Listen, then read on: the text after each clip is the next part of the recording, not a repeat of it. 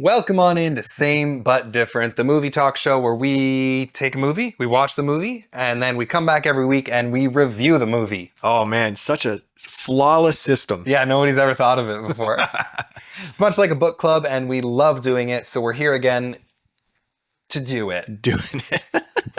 This week, we decided to watch Saturday Night, which is the movie. It's a biopic that takes place in the 90 minutes leading up to Saturday Night Live's first ever episode going to air. Also, it's currently Saturday night. Ooh, it's Saturday Eve. Whatever. It's not night yet. Anything after, I would say 5 o'clock is night. It's 5:05. Then it counts. Fuck. Tell us what you thought of the movie. Well, this movie's hard for me to review because I didn't so much as see it as a movie.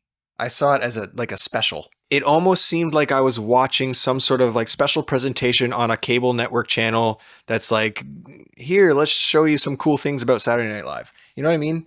Is that not a testament to how good the acting was then? Well, I'll get to that for sure. Okay. I'm not saying it was bad acting. I'm going to give this a solid 6.5. Oof, okay. Solid 6.5. Just shy of what you consider good. Yes. Okay. Yes, because of the whole movie thing. Because I can't judge this as a movie. It is one. It is a movie.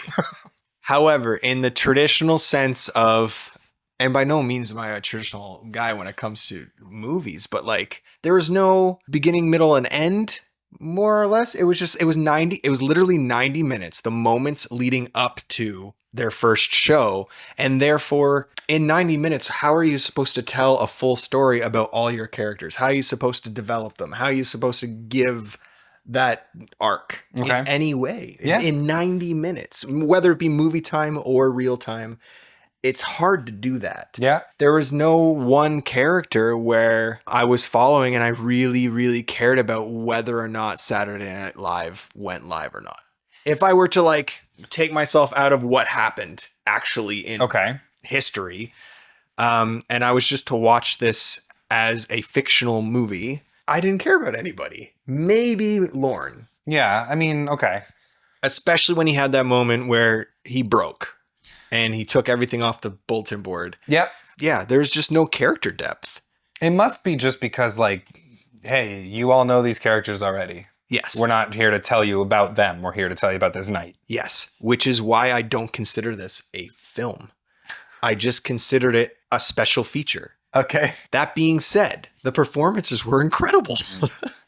The actors that were chosen to portray already existing or now past living or dead, famous comedic actors. Mm-hmm. They nailed it. Every single one of them. And you know what? Some of them really looked like their counterparts. Yes. Some of them didn't have to. Fair. Some of them, just the way they acted, turned them into them. Yeah.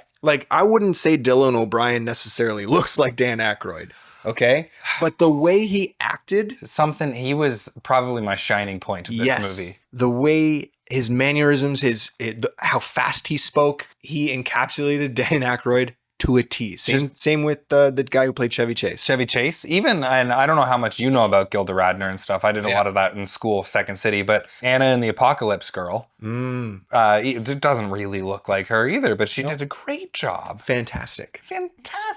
The only one that I couldn't really dive into who they were portraying, he got his attitude right, if anything, but voice or mannerisms were kind of off for me, and it was George Carlin. I knew you were going to say George Carlin. Yeah. Okay. It was the guy who played George Carlin. He did a great job. It's just he only nailed the attitude. Other than that, it was I didn't see George Carlin in him. Unfortunately, I really only know him as Rufus from Bill and Ted and some clips I've seen of stand-up. I've not really dived into George Carlin's resume. I think he did a good job, but I didn't know enough to say otherwise. So. He didn't do a bad job. It was funny, for sure. Mm-hmm. There were definitely funny moments. You saw it in the trailer. My favorite moment was I tripped over my penis. First line of the movie, pretty much. Yeah, that was unreal line. It's so funny. Yeah, there were other parts that made me laugh too. I don't think it was gut-wrenchingly funny the way Saturday Night Live can be. Yeah. But it was reserved in the fact that these were real people.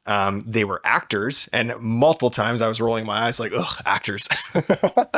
Also, there was this really cringy moment where he went to go get John Belushi on the ice rink, and he's like, who is that idiot anyway? He's like, oh, that's Prometheus. He brought fire to the human. I'm just like, wow, way to spoon feed me that. Yeah, Holy shit. That was awful. I talked way too long. Brody, please. You didn't. In comparison, it's going to sound like you did, though, because I don't have much to say. I was telling Derek before this, I watched this before we knew we were going to review this, and I view things through a different lens when I'm not watching them for our show. Oh. So I didn't absorb or watch the way I normally would, so it's hard for me to talk about this, but... That's an interesting fact about you. I didn't know that. Makes sense, but I didn't know that. Because if I'm watching for the show and I don't like a movie, I'm still going to try to find something I like about it. So yeah, I liked this. I honestly feel the same, I guess. Okay. Similar to everything you said, except for that didn't bother me. It was a movie and I watched a movie and it felt like one to me. Okay, fair enough. I gave it a 7 out of 10. Okay, so pretty much the same. Pretty much the same, but I did think it was good. I did really enjoy my time with it. I would recommend it to people. I think almost anybody I know would enjoy watching this movie. I love movies that are told in real time. I mean, loose term there. They kind of play with it a little bit, but kind of real time. 90 minutes long, 90 minutes before showtime, go. And it's just non-stop chaos. You don't get a breath. Except for maybe that ice rink scene. And even still, they're on the clock. Yeah. Well, that's always a thing that you're thinking about. Yeah.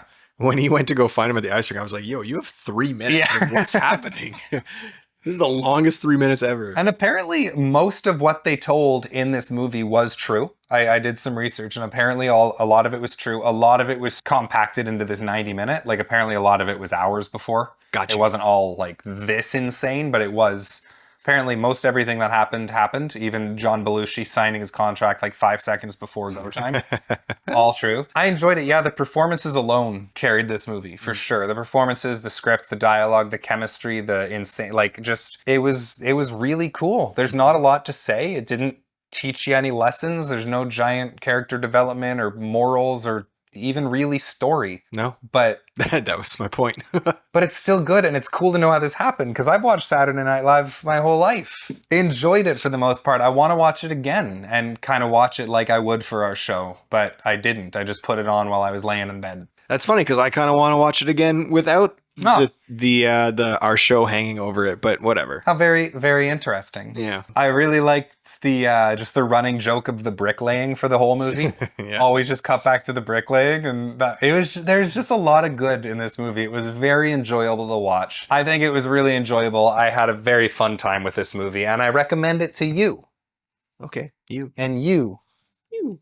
Did she watch it with you guys? She did. Have you seen Saturday Night? What'd you think? Did you think it was a movie?